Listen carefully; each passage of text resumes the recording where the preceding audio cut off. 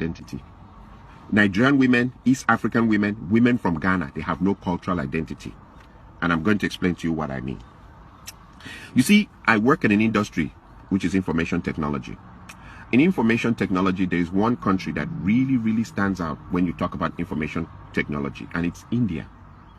Indians, for some weird reason, I don't know how they got into that thing in the historical, the cultural context.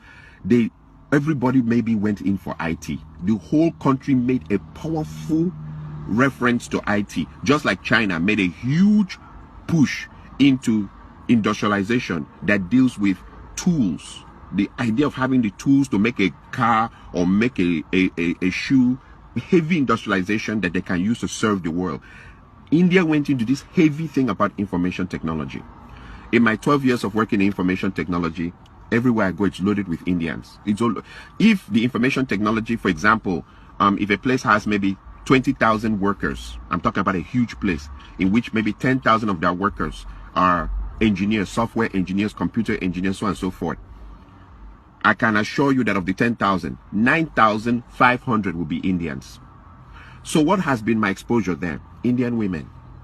They're the one, they're 4 feet, some of them little 4 feet, things, small things that are making dream money. They came direct from their village into the system, and they're making 180,000, 190,000, 200,000 dream money. But there's a strange thing I notice about them. As they come to work, they're wearing their native wear. That thing that they tie and hang on their neck with that dot here.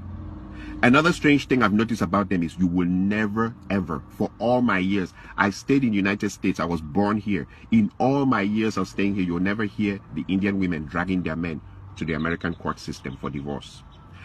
It is our women that use the American court system to destroy our men. They bring the court in to help them destroy the men. You will never hear Indian women doing that thing.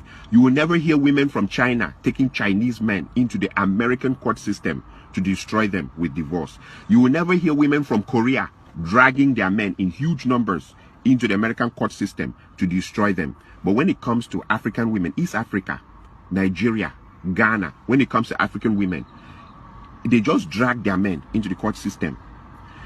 One of the things that I noticed in this system, or in this problem, is poverty. Bring these Indian women, they're making 150,000, 180,000. They don't drag their men into court. Plus, sometimes, like in most places, all the places I've ever worked in information technology, they'll have one car. Not that I'm supporting that behavior, but there's something strange on why I see them. They have one car.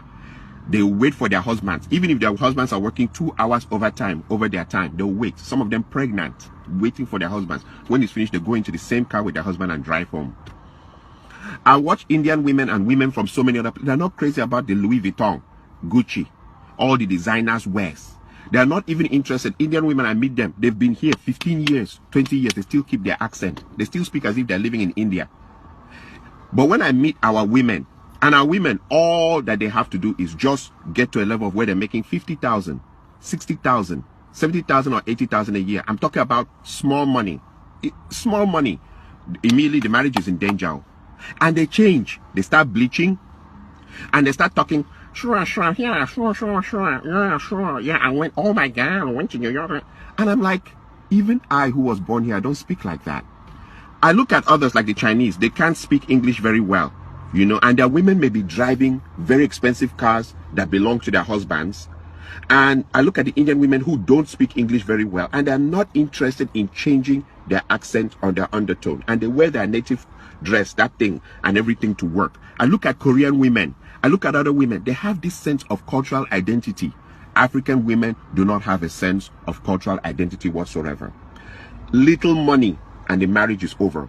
One thing I've discovered, a common trend, once the women make, they go, nurse, 80,000 is all they need to make. And suddenly your marriage is in danger. They want to call the shots. They want to be the ones that control everything. And if you don't like it like that, they'll bring in the American courts to destroy your life, destroy everything around you. They will insult you, and I'm like, 80,000 is all that it takes for someone to change. Or 70,000, because most of them, even the 80,000 is overtime. They've worked themselves Sunday, Saturday, Saturday night, Sunday nights. They've worked themselves to death.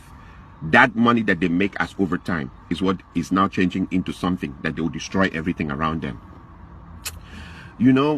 the part that I see also is that a lot of, and I remember whenever I make my videos, I refer to bitch ass men.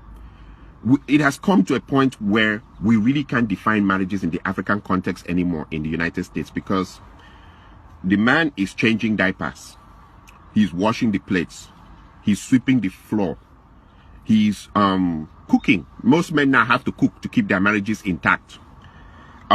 He's picking the kids and dropping them.